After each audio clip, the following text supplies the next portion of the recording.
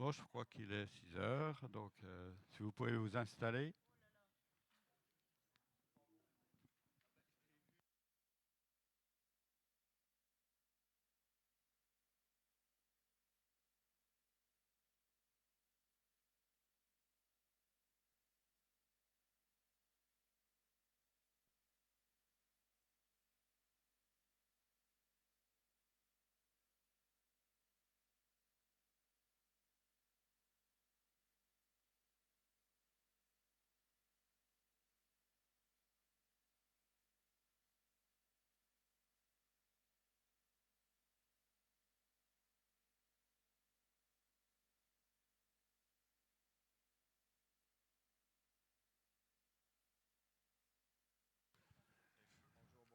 Eh bien, bonsoir à toutes, bonsoir à tous.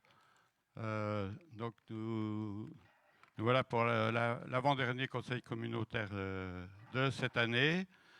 Je rappelle qu'il est enregistré par l'équipe qui est derrière, derrière à la droite là, de notre table.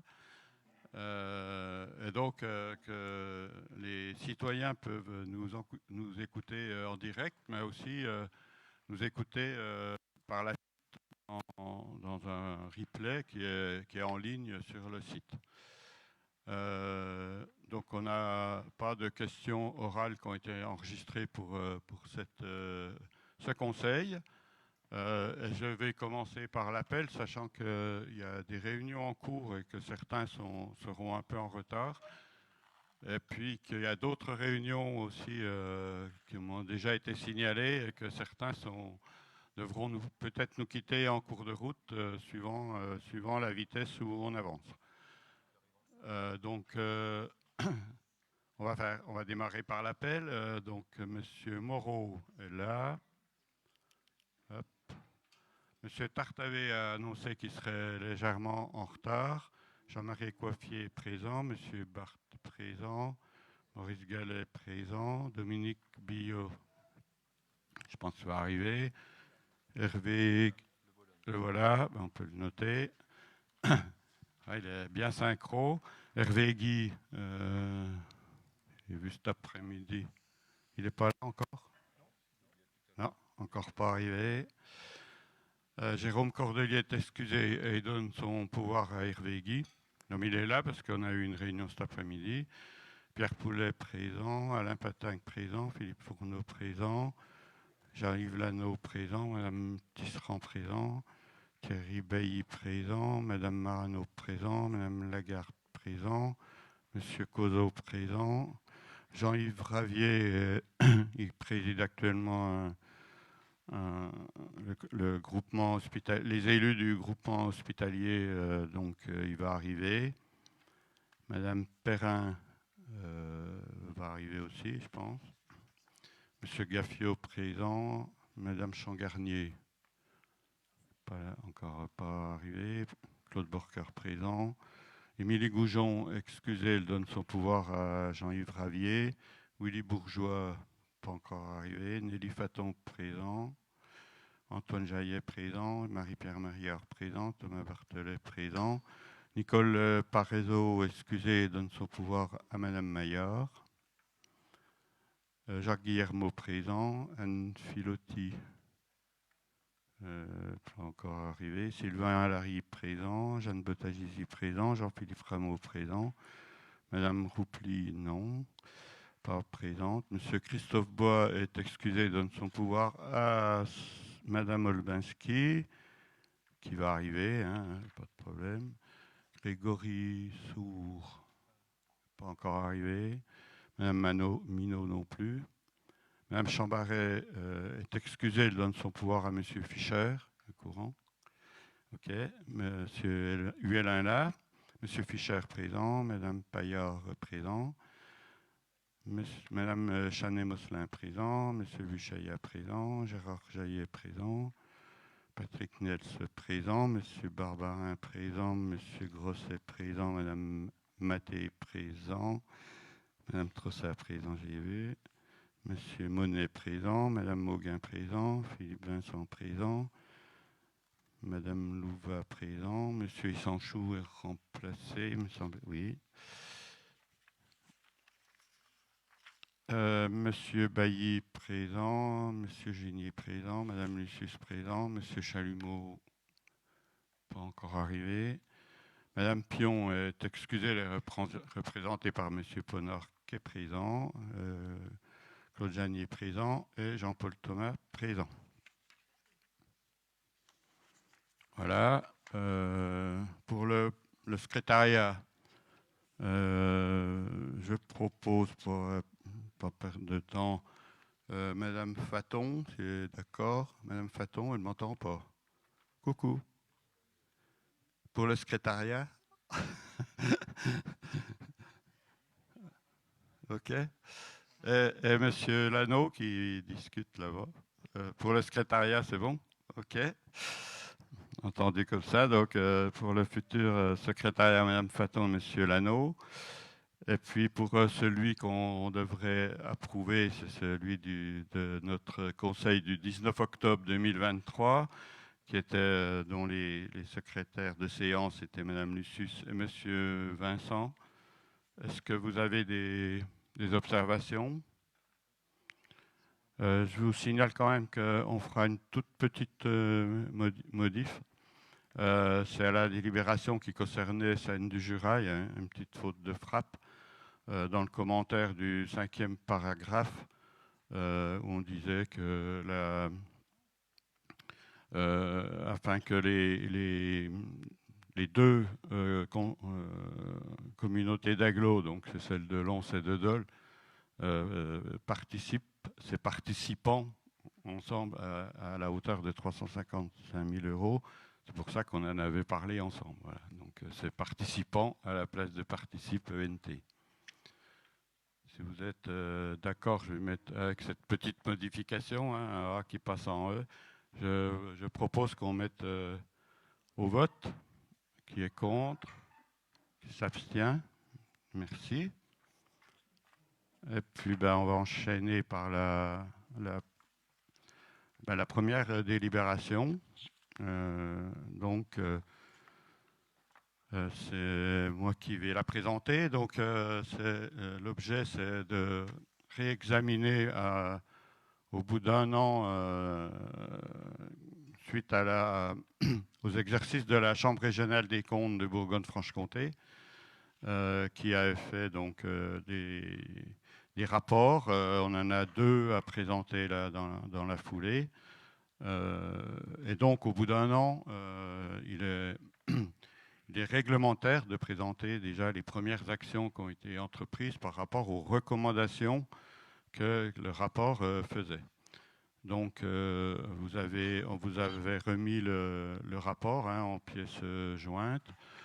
Ce que je vous propose, c'est qu'on les passe en revue une par une assez rapidement, qu'on vous dise ce qui a été fait dans l'année. Alors, la prochaine inspection sera dans 4-5 ans. Hein, donc, par contre, on doit, au bout d'un an, déjà dire là où on en est. Donc, on peut les prendre une par une. Si vous avez des questions par rapport à une de ces recommandations, on fait peut-être une interruption au fur et à mesure. Ce sera plus simple que d'attendre de tout cumuler à la fin.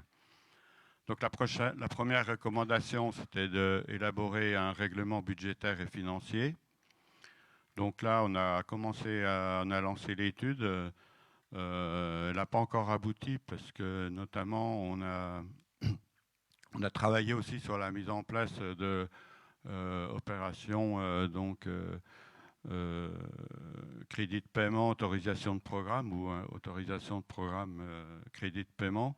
Et donc, il va intervenir aussi dans la façon de rédiger ce règlement budgétaire et financier, mais il est déjà bien entamé. Le deuxième, est-ce que là-dessus, non.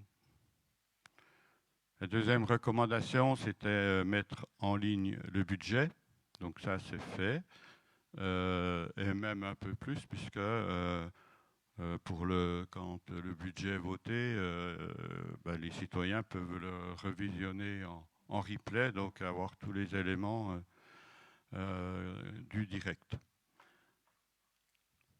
pareil, pas d'observation.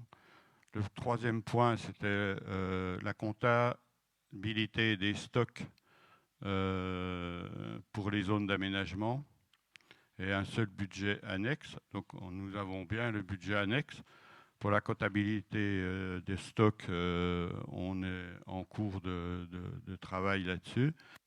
Et ça sera donc, on l'a programmé pour qu'il soit installé avant le projet 2025. Il y avait un point important, c'était de mettre en place un contrôle interne des régies d'avance et de recettes. Il y en a quand même quelques-unes, par exemple la piscine, etc. Maintenant, ce contrôle est en place.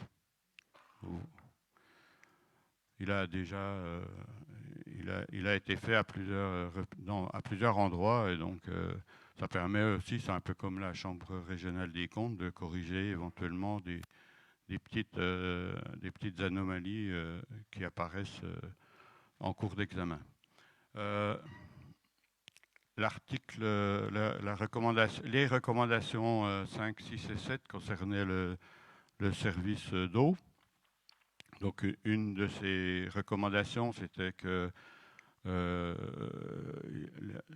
dans le règlement du service d'eau soit indiqué que les usagers peuvent faire appel à une entreprise de leur choix. Le règlement est en cours de rédaction.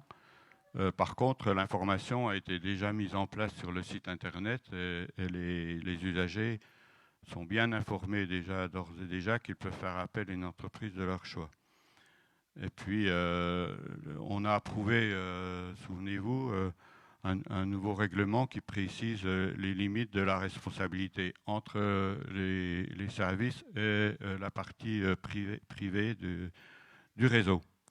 Donc ça, ce règlement est en ligne. Donc il nous reste juste un petit point à caler sur le règlement du service d'eau. Et puis la dernière recommandation, c'était sur le schéma de distribution d'eau potable qui était demandé. Donc le schéma, on a lancé un projet de mise à plat du schéma directeur. Et donc le schéma fait partie de ce projet et le cahier des charges a été transmis à l'agence de bassin qui a donc l'information. Donc ça suit son cours aussi. Donc globalement, on a déjà fait une bonne partie des recommandations. Il y en a quelques-unes qui sont encore en instance, mais on a pris en compte toutes ces recommandations. Voilà pour ce rapport numéro 1. Est-ce qu'il y a des questions? Alors c'est une prise d'acte, mais il faut quand même qu'on le note. S'il n'y a pas d'observation, on considère qu'on a pris date, que la prise d'acte est faite, sauf s'il y a des... Non. Donc on considère que ce dossier, le Conseil communautaire a pris acte de ce rapport.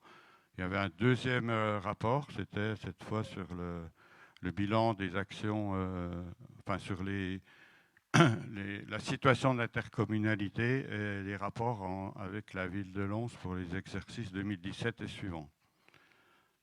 Donc on va faire, je vous propose la même méthode de travail. Donc là, on avait 6 recommandations. Donc il y avait la première qui était de rendre compte de manière formelle des délégations aux réunions du conseil communautaire. Donc on le fait, vous avez une quinzaine d'arrêtés là qui étaient dans le dossier. Donc s'il y a des observations, on les reprendra, on répondra aux questions à la fin. Il y avait un débat, il y avait un chapitre sur le conseil de développement. Donc le conseil de développement, c'est un organisme qui comprend des élus, mais aussi les forces vives du territoire en matière économique, en matière aussi des associations de toutes, surtout un peu de toutes les compétences. Pour ECLA, ce conseil de développement n'est pas obligatoire, mais la Chambre régionale des comptes nous invitait à organiser un débat sur les modalités d'association de la population aux politiques publiques. Donc c'est vrai qu'on n'a pas fait ce travail encore. C'est quelque chose qui reste à faire. Mais on a quand même indiqué, notamment dans la façon dont on va avancer sur le PLUI, qu'il y aura des instances de concertation qui sont clairement affichées et qui ont déjà fait l'objet de premières approches. Il y avait une recommandation aussi sur les listes des voiries communales et la liste des équipements. Donc pour la voirie, on l'a voté, hein, ça a été fait, ça a été voté en conseil communautaire. Pour les équipements, l'inventaire est fait. Il nous reste à le mettre en forme et il sera présenté assez rapidement au conseil communautaire et on aura les 2 listes demandées. Alors, il y a un autre point qui est plus complexe à mettre en œuvre, c'est la mise à jour des statuts par rapport aux compétences. Ça, c'est un sujet quand même important. Ça a été fait pour la compétence scolaire.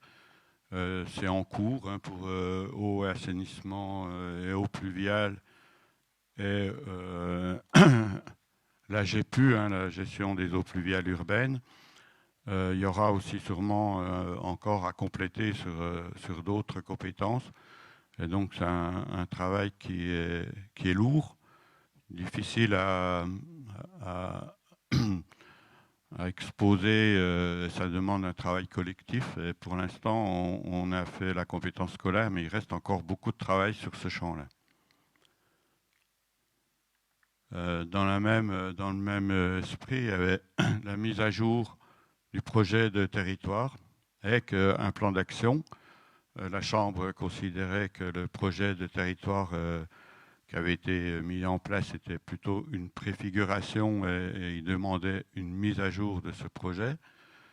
Donc il y a eu une première réponse au travers du PLUI, hein, puisque dans le PLUI, il y a un plan stratégique, un plan d'aménagement stratégique. Donc c'est une première réponse, c'est pas une réponse complètement suffisante pour le contenu d'un projet de territoire.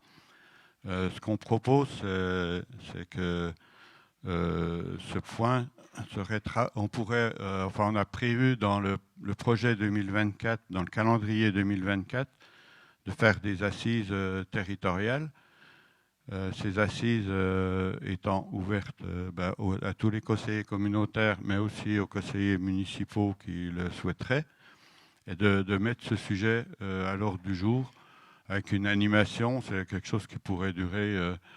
Il faudra qu'on travaille encore sur le contenu, mais qui pourrait durer au moins un après-midi en entier. Donc voilà, comme je pense qu'on pourrait avancer sur cette recommandation. Et la dernière recommandation, c'était de construire un plan pluriannuel d'investissement. Donc là, il est largement ébauché. Et donc, on a encore un peu à le consolider. Et il sera présenté en parallèle au budget 2024 dès le printemps. Voilà, donc on a, sur ce rapport-là, on a aussi déjà fait pas mal de choses, mais il reste encore beaucoup de travail, notamment par rapport au statut et aux compétences et aux projets de territoire. Voilà, donc je vous propose de prendre acte de ce rapport qui sera envoyé à la Chambre régionale des comptes, qui va l'étudier et peut-être qu'il fera encore des observations par rapport à ça, en tout cas qui sera présenté dans leur, dans leur chambre assez rapidement. Ils nous ont réclamé déjà à plusieurs reprises. On y va comme ça. Donc, on considère que le Conseil communautaire a pris acte. Et on passe au dossier 3. Là, c'est la convention sur les recouvrements des produits locaux. Donc, c'est une convention avec la Direction générale des finances publiques qui gère notre comptabilité pour essayer d'améliorer les conditions de recouvrement des produits locaux. Donc, vous avez la convention qui est proposée en annexe. C'est une convention assez type. Il y a quand même des obligations pour chaque intervenant. Hein, donc, la communauté d'agglo en tant qu'ordonnateur et le comptable qui a ses propres engagements, notamment quand les poursuites, il y a des difficultés de recouvrement. Hein, donc, c'est un sujet qui nous a fait débattre.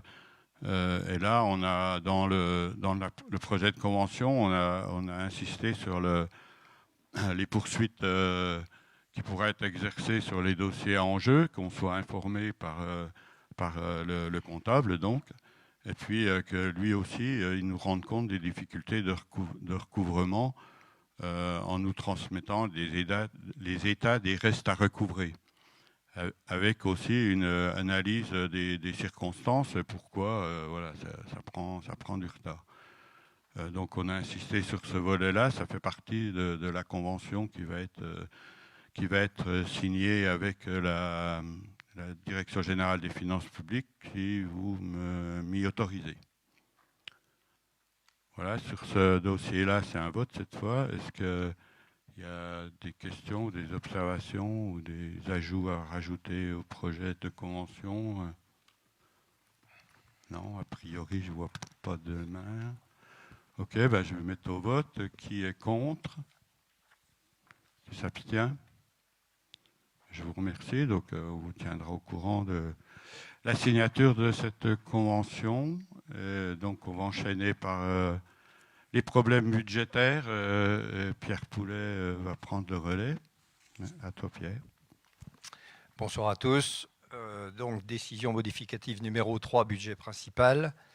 Donc, on complète les dotations budgétaires. Donc, en fonctionnement, au 011, 30 040. En charge de personnel, 012, 300 000 euros. En 014, atténuation de produits, 252 300. C'est l'impact des AC et des ATSEM. En 65, charge de gestion courante, on tient compte à la fois des 45 000 pour Seine du Jura et 190 000 de subvention d'équilibre au budget OIC dont on parlera tout à l'heure. Du virement à la section d'investissement, à la fois pour les emprunts et un investissement qui n'était pas prévu pour 76 690. Les opérations d'ordre de transfert, 1610, c'est des amortissements.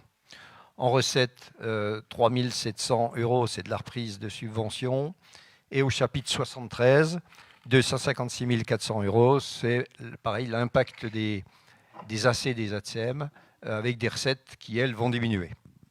Donc en déséquilibre, le reste étant financé, bien entendu, par les reports à nouveau. En investissement, chapitre 16, 35 000 euros. C'est un investissement sur une tondeuse qui a pris feu cet été. On n'a pas pu faire autrement que de la remplacer immédiatement. Bon, je vous rassure, l'agence s'en est bien sortie. Il n'y a pas eu plus de dégâts que ça, mais il a fallu la changer. Non, pardon, les 35 000, c'est le remboursement d'emprunt, et les 39 600 qui viennent après, c'est la tondeuse. Les 3 700, on les a vus, c'est des amortissements. Et puis donc, on a le transfert qui vient de la section de fonctionnement pour l'équilibre de 76 690. Des questions? Oui, là. Vous voulez passer un micro, s'il vous plaît? Oui, bonsoir à tous. Ce n'est pas spécifiquement sur cette DM, mais c'est lié au budget. On a eu un mail qui nous annonçait que le DOB était reporté au mois de mars et puis le vote du budget au mois d'avril. C'est beaucoup plus tardif qu'habituellement. On n'a pas eu d'explication. Est-ce qu'on pourra en avoir ici en conseil communautaire? Merci. Oui, Oui, on a pris cette décision aussi par rapport à un problème de possibilité de monter le budget par rapport aux services et la charge pour les services de conduire plusieurs budgets en parallèle. Et donc, plutôt que de faire sous une forme un peu trop rapide et de faire des erreurs, on a préféré le répartir sur le début de l'année prochaine. Alors, c'est pas un choix qu'on fait volontiers parce que c'est quand même le plus pratique pour tous les services de démarrer un budget en début d'année. Et là, on verra tout à l'heure une délibération qui permet d'engager l'année quand même dans des conditions correctes jusqu'au vote du budget. Ce qu'on avait déjà fait en début de mandat.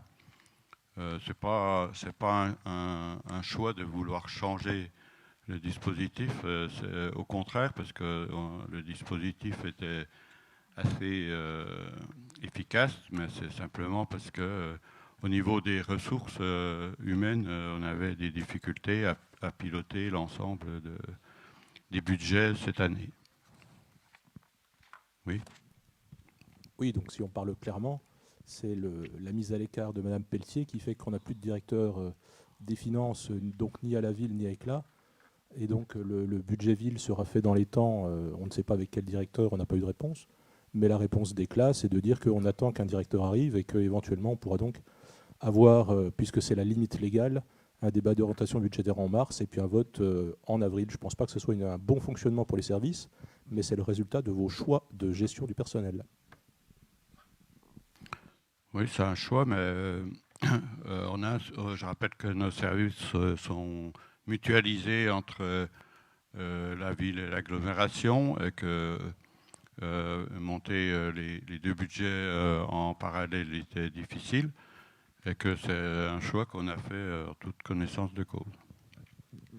Bon, moi, je voudrais rajouter une chose. C'est une décision aussi qu'on a prise compte tenu de l'effectif du service comptable, puisque vous voulez absolument cerner sur le sort de la directrice finance. On a d'autres personnes qui nous ont quittés dans le service.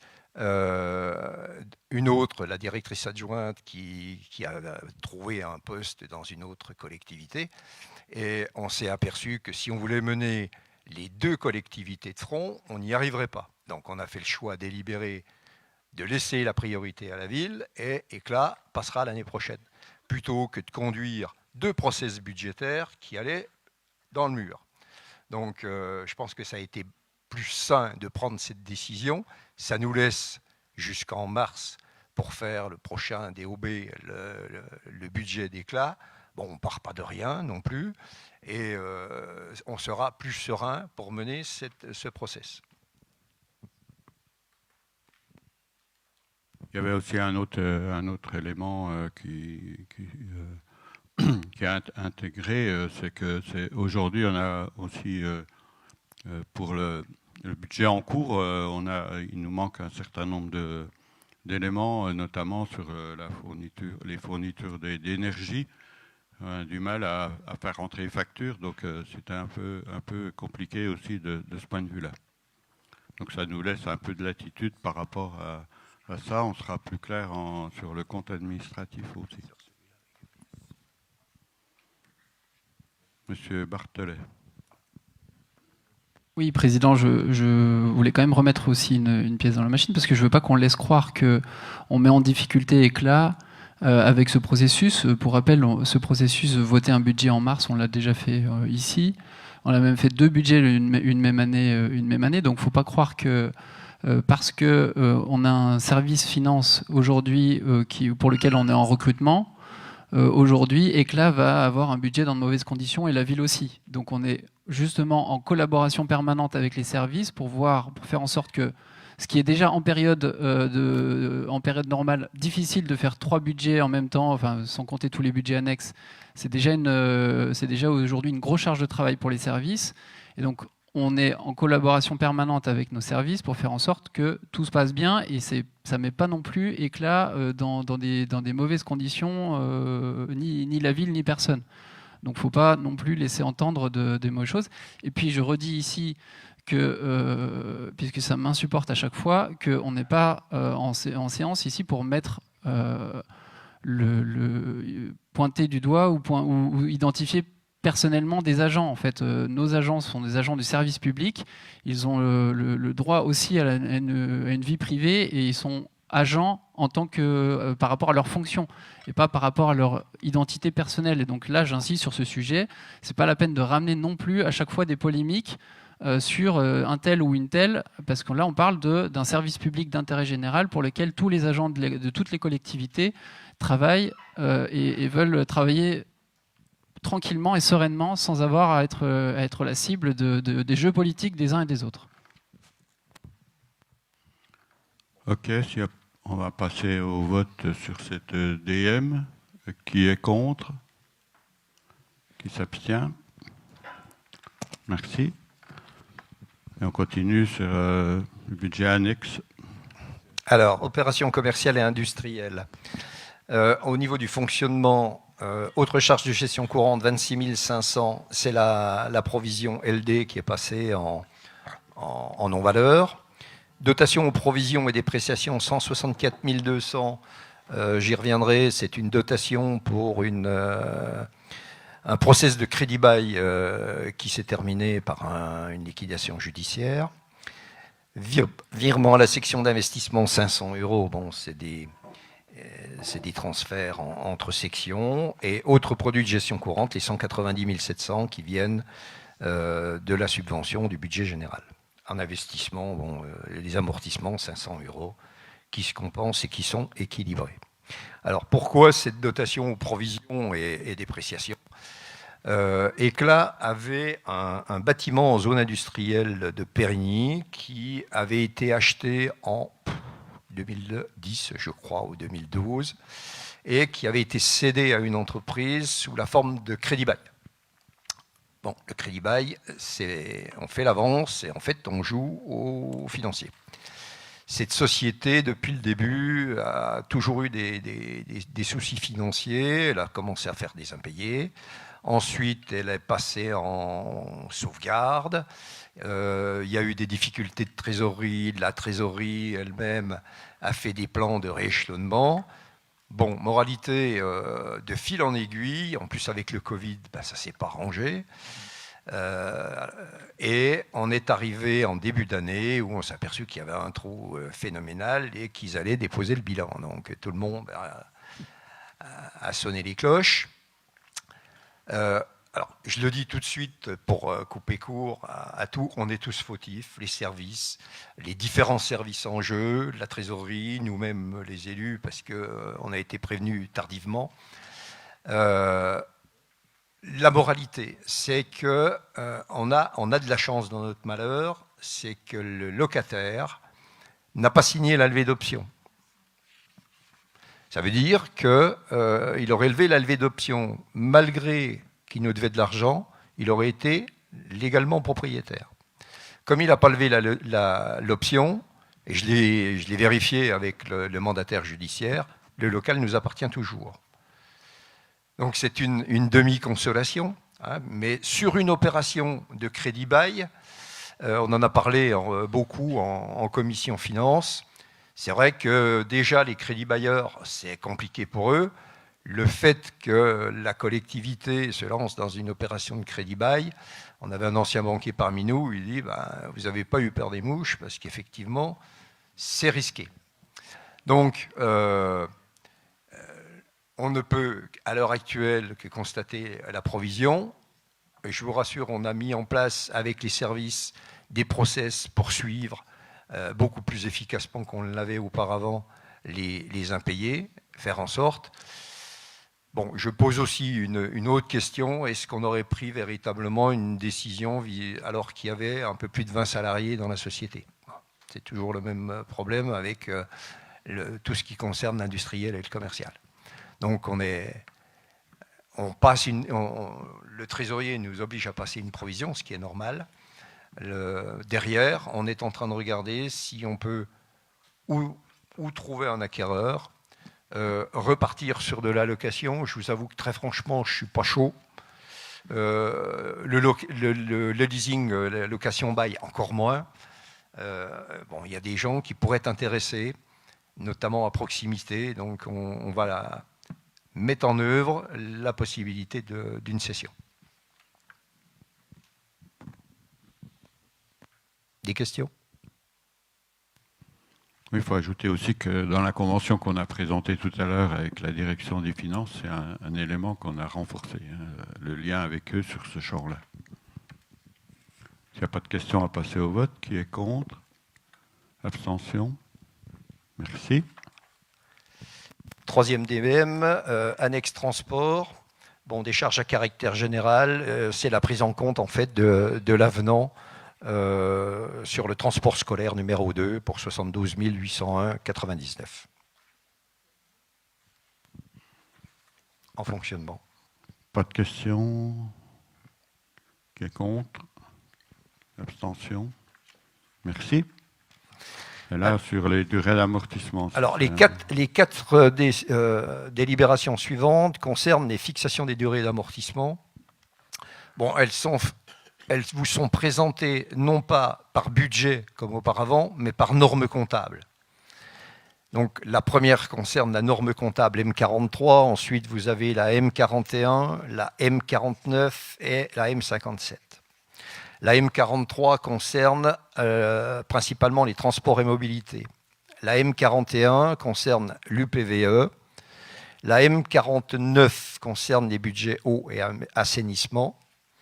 Et la M57, c'est le budget général et les opérations commerciales industrielles.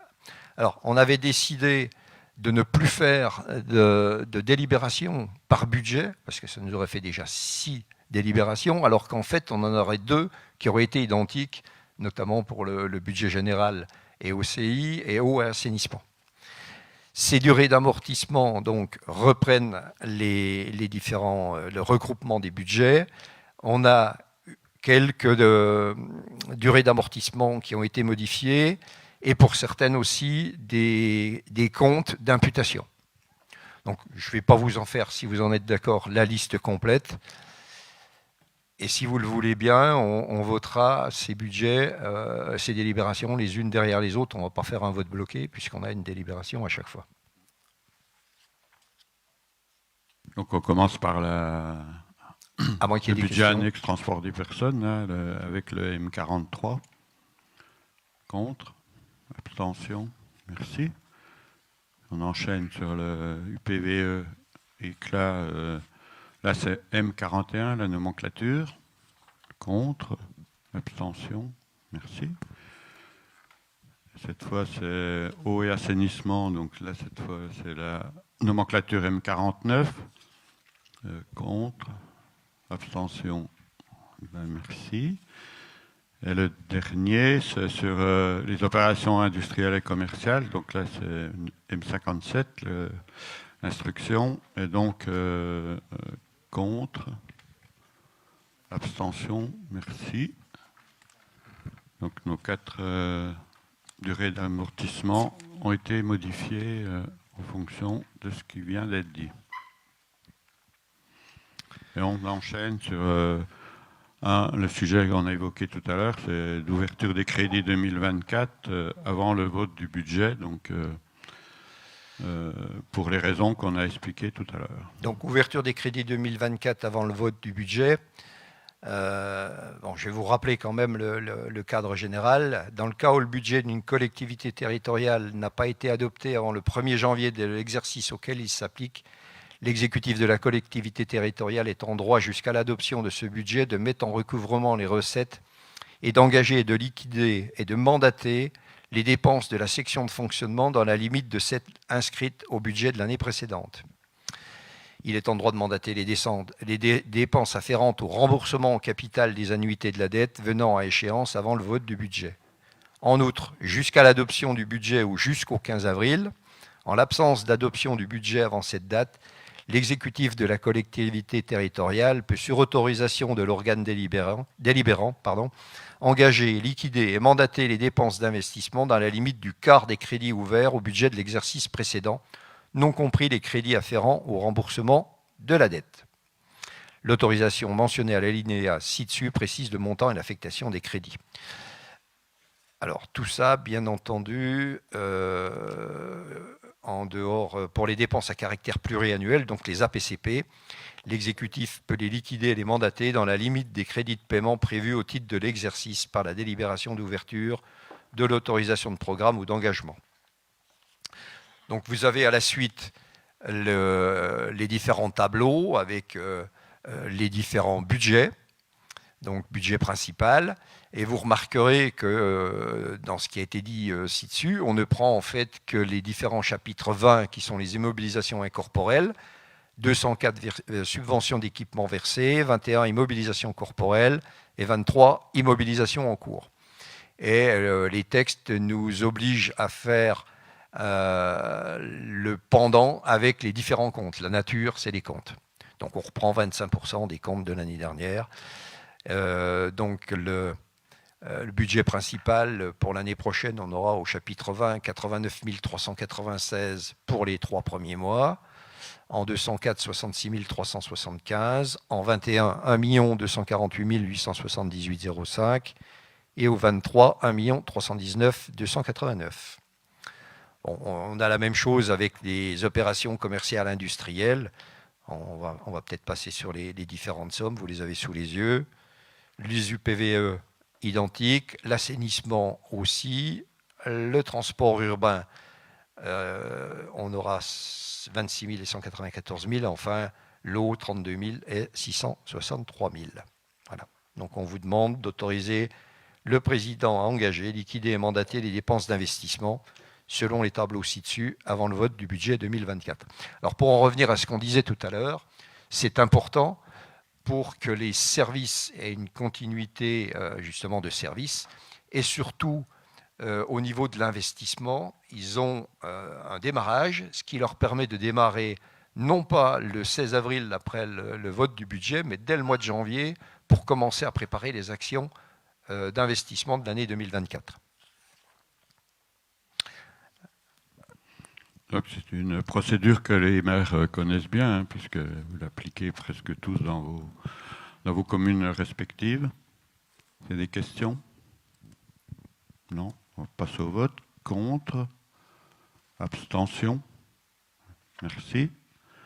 Pierre, dernier dossier, c'est la fongibilité des crédits. Dernier point qui vient juste après, justement, cette règle des 25%, c'est la fongibilité des crédits pour l'année 2024. Vous savez, c'est ce qui permet au président de faire des mouvements entre chapitres à l'exception des frais de personnel dans la limite de 7,5% des montants réels de chacune des sections.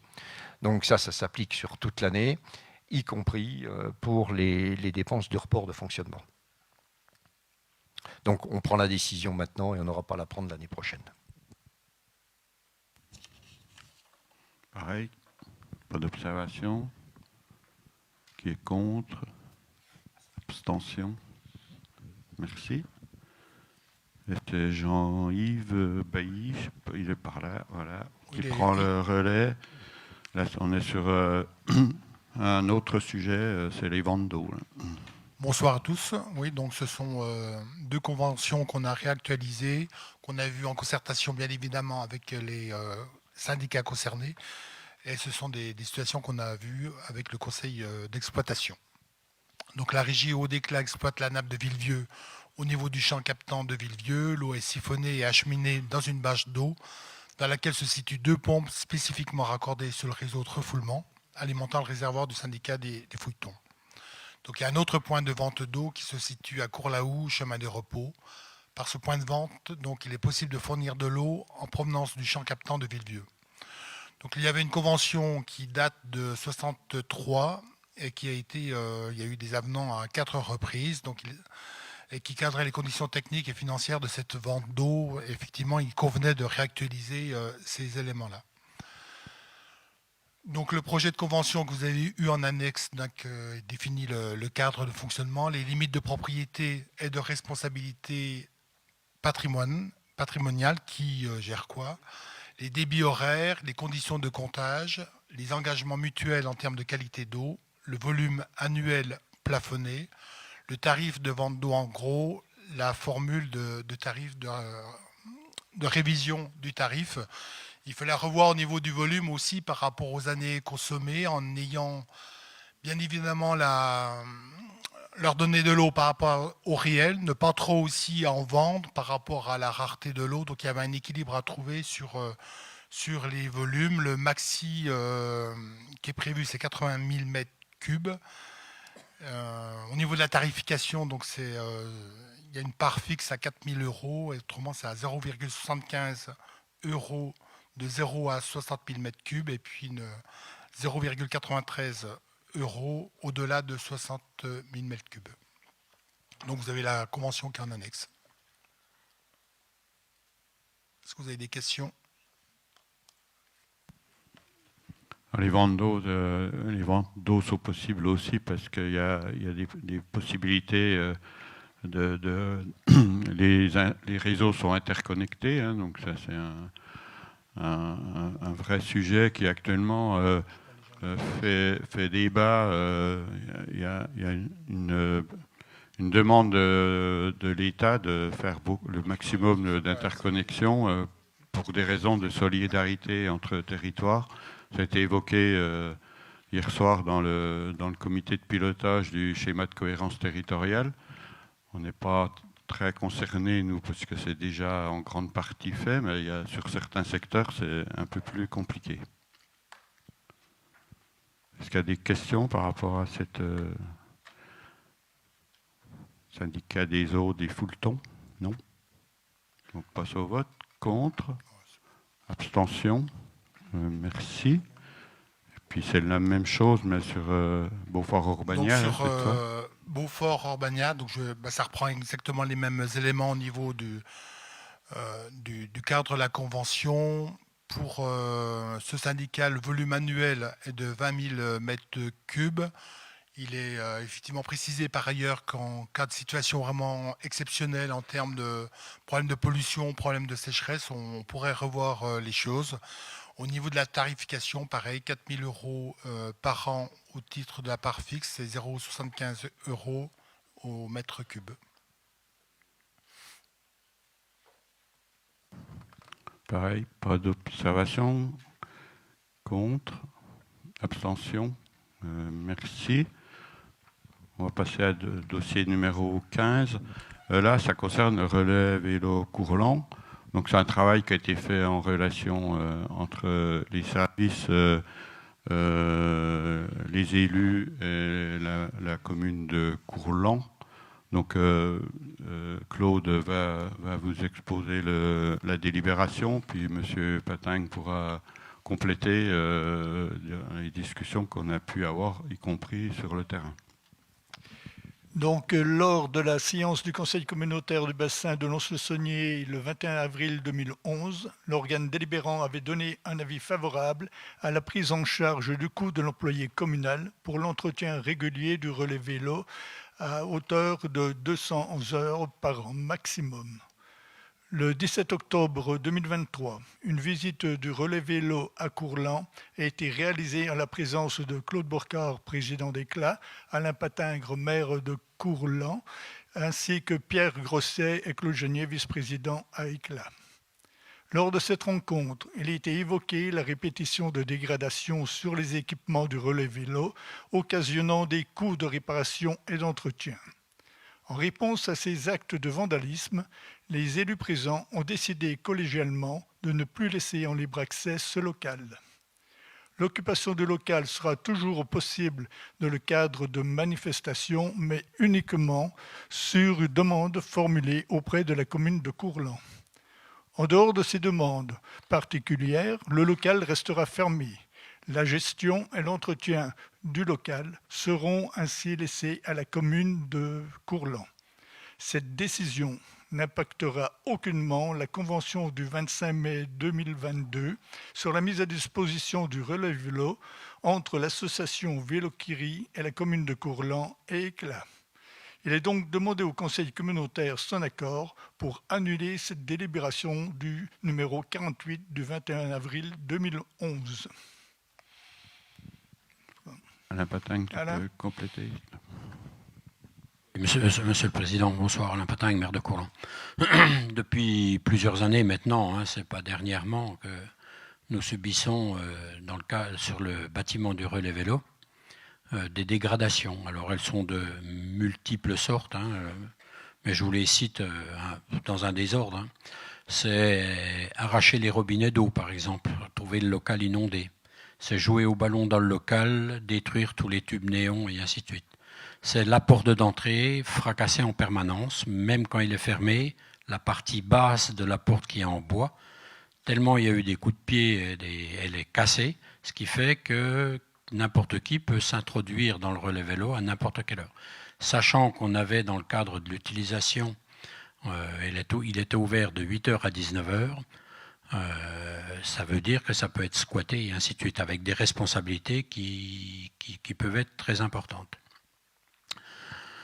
Le relais vélo, ce qui se situe en bas de la voie verte, est sur une part assez isolée sur le principe, je veux dire par là, quand on pratique le vélo et qu'on a du mal à le voir, ce relais vélo. Ce qui fait que les personnes, le soir, sont assez tranquilles pour pouvoir vraiment pénétrer à l'intérieur de ce relais vélo. La porte d'entrée qui est en 2 battants, l'axe principal métallique, il est à 45 degrés, tellement ça a été forcé. Toutes les vitres sont cassées. Tous les volets électriques sont cassés, donc marchent plus ou moins bien. Les raisons et le but de tout ça, j'ai du mal à le comprendre, puisque c'est un outil de loisir collectif, c'est un endroit de réunion qui est intéressant, c'est un local qui a eu un investissement, un certain investissement, et qui mérite d'avoir une autre vie et une autre existence que l'État là.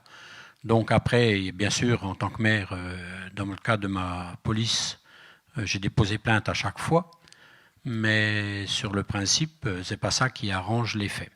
Donc l'idée, suite à nos entretiens, c'est effectivement de fermer ce relais vélo, c'est-à-dire fermé au public. Il pourra être utilisé dans le cadre des associations qui en font la demande, puisque là, on tombe sous la responsabilité d'une personne qui, pendant 1 jour, 2 jours, 3 jours, voire une semaine, c'est pas grave, a la responsabilité, et on lui donnera les clés et il nous les rendra après, avec un état des lieux qui sera fait sur l'utilisation, et chacun prendra ses responsabilités par le biais de ses assurances. Mais je répète, les collectivités financent sans arrêt ces travaux. Tout ce qui est sur les fluides, énergie ou eau, c'est la commune qui paye. Et je ne vous explique pas la facture d'eau la dernière fois, suite aux dégâts et aux inondations. Sachant en plus qu'on a un voisin à côté qui en permanence entend des bruits et ce genre de manifestations. C'est vraiment quelque chose de désagréable. Donc je pense que c'est une décision qui n'est pas facile à prendre, puisque c'est un bel outil public, mais je crois qu'il y a une réflexion autre à porter sur ce projet-là, peut-être différente, mais aujourd'hui, sachez que l'état des lieux, c'est une décision sage par rapport à l'état des lieux. Oui, on peut ajouter, Alain, que on a c'est un carrefour quand même qui est stratégique par rapport au schéma vélo. Et donc, on a aussi convenu qu'on travaillait sur une évolution de ce secteur-là, mais à destination des usagers de vélo, quoi. Donc ça, c'est un point qu'il faut rajouter, qui n'est pas dans la délibération, puisqu'elle a pour objet d'annuler la délibération antérieure qui réglait ce cadre. Mais ça n'empêche qu'on va travailler encore en commun sur ce volet-là. Alors, pour finir sur une note un peu plus joyeuse, effectivement, vous avez raison, Monsieur le Président, j'ai plaisir à dire que Courlan se trouve au carrefour de l'Europe des voies vertes. Ah oui, oui, mais je vais vous expliquer pourquoi. C'est que nous sommes la première commune qui avons bénéficié de première voie verte qui était Courlan-Montmoreau et qui va s'étendre, qui s'étend et qui va s'étendre prochainement sur les premiers plateaux et le Haut-Jura. La deuxième version, c'est l'ouverture par le département de la voie bressane, Courlan, Louhans, Châlons, Mâcon et ainsi de suite.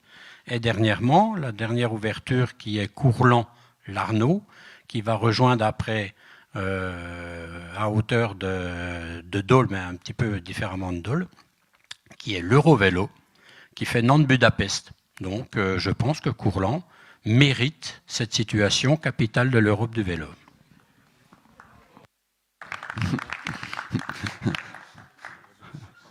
Voilà, les applaudissements passent de commentaires. Par contre, il faut quand même qu'on traite le dossier numéro 15 et la délibération. Est-ce qu'il y a des observations par rapport à ça? D'autres questions? Je pense que ça a été assez complet. On va passer au vote. Qui est contre? Abstention? Merci. C'est Hervé Guy qui enchaîne pour l'aménagement numérique et le conseil extérieur. Bien, bonsoir à toutes et à tous. Avant de commencer, je voulais remercier très sincèrement tous ceux qui m'ont félicité pour mon élection à la présidence de la Milo. Mais je tiens à vous dire que pour l'instant, la présidente, c'est toujours Sylvie Tisserand. Je ne suis que le remplaçant de Sylvie prochainement au conseil d'administration et je ne suis encore pas, on verra la suite des événements, le président de la mission locale. En tout cas, merci. Donc, on va revenir sur effectivement les prestations sur l'aménagement numérique. Mais par contre, je voulais faire un petit préambule qui ne nécessite pas débat, simplement pour repositionner avant toute chose le travail qui est fait. Donc sur le déploiement de la fibre, vous avez sans doute vu dans la presse, bon, le Jura n'est pas leader loin de là, puisque 52% des foyers dans le département du Jura sont effectivement raccordables, hein, ça ne veut pas dire raccordés, mais raccordables à la fibre. Et sur le territoire des Clins, c'est 85%. Donc si on fait le ratio, les 52% prennent en compte nos 85%. Donc on est un petit peu en avance. Par contre, effectivement, on vient de passer une année un petit peu chaotique dans la mesure où Orange s'est séparé de son opérateur qui était Eiffage et que depuis 2 mois, un nouvel opérateur donc, a été désigné, c'est NGE, que nous avons déjà rencontré et avec qui le travail semble pouvoir se faire de façon intelligible et intelligente. Par contre, là aussi, on va rentrer dans le dur parce que 85%, ça veut dire que les 15% qui restent sont souvent des raccordements longs, des problèmes de génie civil ou effectivement des refutières qui ont pu exister. Donc là, ça va prendre du temps. Moi, sur ma commune, je peux le dire, il manque 3 poteaux et j'ai 30% de la population qui n'a pas la fibre. Voilà, donc c'est ce genre de petites choses qui effectivement devraient être réglées. On a néanmoins, pendant cette année sabbatique, traité un certain nombre de problèmes un peu difficiles. Je pense notamment sur les communes de Publi, où on a la gare de Publi, où il va falloir effectivement 3 km de fibre pour raccorder 3 maisons. C'est 3 ou 4 maisons. Hein. Donc on a obtenu ça parce qu'effectivement, ce qui était prévu initialement, c'est des raccordements satellites. Donc ce n'est pas la même qualité ni le même coût tout à fait. Et puis sur la commune je crois que c'est Conliège, la ferme de l'Éperon, pour ceux qui connaissent, et puis en Biolay, là, le long du chemin, où effectivement, là aussi, on va avoir des raccordements en fibre qui vont se faire très prochainement, avec la nécessité pour les communes, parce que j'ai été interpellé par rapport à ça, d'élaguer sans doute, ou de faire élaguer sur certaines distances, pour pouvoir déployer sur les poteaux. Voilà. Simplement, nous, le groupe de travail, il est constitué de Sylvain, je ne sais pas s'il est là, je ne l'ai pas vu, Sylvain Guiraud, qui est le responsable informatique Éclat et Ville de Lons, Jean-François Yel, dont on va parler juste après, Ludovic Clade, qui est le représentant d'Orange, et moi-même. Donc on se réunit tous les 15 jours, et maintenant on va se réunir avec le représentant de NGE, pour effectivement faire avancer les dossiers. Je tiens à le souligner, parce que ce n'est pas moi qui l'ai mis en place, hein, c'est mes prédécesseurs, et notamment, son prénom m'échappe, Christian Brognaud, qui avait mis ça en place. Et effectivement, c'est quelque chose qui est assez unique en France. Je crois que c'est unique même en France, où on peut se réunir tous ensemble régulièrement. Voilà, ça permet notamment, par l'intermédiaire de Jean-François Yel, le suivi des communes et des citoyens, parce qu'on a des individuels qui se mettent en contact avec nous et auxquels on peut apporter effectivement des réponses personnalisées. On a quelques dossiers brûlants, là encore, qui nous arrivent. Donc, je vois Jean-Yves en face de moi, on a le dossier tout particulier de la rue du Commerce, effectivement, pour lequel moi j'ai alerté la secrétaire générale de la préfecture, et nous allons avoir des réunions, donc je verrai avec Jacques Guillermoz pour qu'il puisse assister à ces réunions, dont une demain à 14h30 à Éclat, de façon à pouvoir trouver effectivement des solutions à la problématique actuelle. Et puis le deuxième problème qui nous arrive, c'est ce qu'on appelle le décommissionnement du cuivre. Parce qu'aujourd'hui, personne ne s'en préoccupe beaucoup, et la préfecture, quand je leur en ai parlé, était un peu étonnée parce que ce n'est pas du tout dans les tuyaux, si je peux me permettre l'expression. Et le décommissionnement du cuivre, c'est pour demain, puisque 2027, c'est parti. On a déjà des communes sur le département du Jura qui n'ont plus du tout le cuivre. Je pense à Thoirien. On a des communes qui sont identifiées sur notre territoire pour effectivement avoir le retrait du cuivre.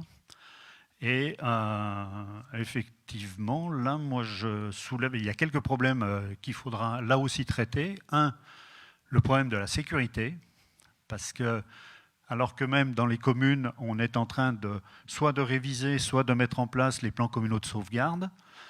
Dans les plans communaux de sauvegarde, on a notamment les numéros d'urgence et les numéros par lesquels on peut être contacté. Aujourd'hui, le cuivre est un réseau sécurisé, parce que quand il n'y a pas d'électricité, le cuivre continue à fonctionner, donc le téléphone qu'on a sur le bureau peut effectivement encore marcher. S'il n'y a plus d'électricité, il n'y a pas de fibre. Donc se posera sans doute le problème, et c'est un problème que j'ai soulevé l'autre jour avec la secrétaire générale, il faudra quand même qu'on trouve des solutions dans les communes. Ça passera sans doute par des batteries, des onduleurs, dont il faudra se doter dans les communes pour avoir une autonomie au niveau des réseaux informatiques et téléphoniques qui passent par les box. Donc il y a cette première chose. La deuxième chose sur laquelle on va travailler aussi, c'est les problèmes, je dirais, moi, d'accompagnement social des personnes en fragilité, donc des gens socialement fragiles, et je pense aussi en particulier à nos aînés, qui ont généralement, pour certains, le cuivre encore, et non que ça. Et il faudra sans doute les accompagner pour effectivement se doter de la fibre, parce que ça ne va pas forcément être toujours évident, parce qu'ils n'en voient pas forcément l'utilité. Donc ça veut dire que s'ils n'ont plus de cuivre, ils n'ont plus de téléphone, donc il faudra bien trouver une solution. Et l'accompagnement social, donc il faudra un accompagnement pour ces personnes-là dans les démarches. Et il faudra sans doute aussi un accompagnement social, parce que la fibre, elle a un coût. Et tous ceux qui sont passés par la box aujourd'hui, et j'en fais partie, voient effectivement les factures, c'est plus les mêmes qu'avec le cuivre. Donc il y a des gens qui seront peut-être dans la difficulté sociale aussi par rapport à la prise d'abonnement liée à cette nouvelle technologie. Voilà ce que je voulais dire préalablement. Et effectivement, donc, je ne vais pas dire que c'est un marronnier, mais depuis 2018, effectivement, on travaille avec un conseil extérieur qui est la société Aménagique, mais qui beaucoup connaissent ici, qui est identifié par Jean-François Yel. Moi, à titre personnel, on dit au vu de son expérience, voilà, l'exécutif a souhaité lui confier cette mission via un contrat de prestation, mission qui a été reconduite chaque année. Moi, à titre personnel, je ne peux que me féliciter du travail qui est fait en collaboration avec Jean-François Yel, parce que je peux le contacter. C'est un juriste de formation, donc effectivement, il nous apporte quand même des éléments assez importants. Et dans ces éléments que j'ai oubliés, il y a la fibre du réseau départemental sur nos zones d'activité, qui est un sujet qui est toujours prégnant et pour lequel voilà, on espère aboutir dans quelques mois. Donc, il est proposé aujourd'hui de renouveler pour 2024 le contrat de prestation avec Aménagique à l'identique, tel que joint à la délibération. Donc, et si vous en êtes d'accord, et après délibération, on peut décider de confier la mission de conseil et d'assistance pour l'aménagement numérique à Aménagique dirigée par Jean-François Yel pour l'année 2024, d'approuver le contrat de prestation et d'autoriser Monsieur le Président à signer les documents afférents et de dire que les crédits sont inscrits au budget 2024. Voilà. Merci Hervé pour ce panorama assez large des enjeux en matière de numérique. Mais je pense que c'est intéressant que vous ayez toute cette information, sachant d'ailleurs que au niveau de la préfecture, c'est suivi de très très près hein, cette évolution entre la fibre d'un côté et la suppression du cuivre d'un autre côté, parce que c'est un sujet assez complexe. Et donc, on s'inscrit aussi dans ce volet-là. Des observations, questions? Non. On passe au vote. Qui est contre? Qui s'abstient? Merci. Donc, dossier adopté. Il y a une quinzaine d'arrêtés qui sont dans le dossier. Est-ce qu'il y a des observations sur ces arrêtés ou des demandes d'explication? Non. Donc, on va clore ce conseil communautaire en rappelant quand même les prochains rendez-vous. Donc, le 4 décembre, on aura un bureau exécutif qui sera ouvert aux maires pour préparer le conseil d'agglo qui aura lieu le 14 décembre. Et je voudrais aussi, je voulais vous signaler que la cérémonie des vœux pour Éclat sera le 25 janvier. Je pense que c'est important aussi pour vous d'avoir cette date parce que faudra que les cérémonies des vœux sont assez nombreuses et que chacun se cale l'heure, 18h, hein, je pense, ce sera 18h, 18h30. Eh bien, écoutez, on a eu un conseil communautaire. Oui, Monsieur le Président, je souhaite soumettre au vote de votre assemblée de l'exécutif la possibilité, le 14 décembre, peut-être d'organiser un moment festif, un verre de l'amitié après le conseil d'agglomération. C'était une tradition avant Covid. C'était un moment de partage que l'on organisait où chacun pouvait apporter quelque chose. Donc, vous pouvez l'imaginer à la manière que vous voulez, mais c'est vrai que ça pourrait apporter une symbolique intéressante au moment de Noël et puis créer une solidarité entre nous tous. Eh bien, merci de cette intervention parce que c'est quelque chose qu'on a abordé dans la semaine là, avec un peu en se disant comment on pourrait faire quelque chose. Et donc, le principe était déjà acté, on n'a encore pas décidé de la méthode. C'est effectivement important reconsidérer, refaire ce moment de convivialité. Écoutez, merci à tous et puis on se retrouve pour certains le 4 décembre, pour d'autres le 14 décembre avec un moment de convivialité. Bonne soirée.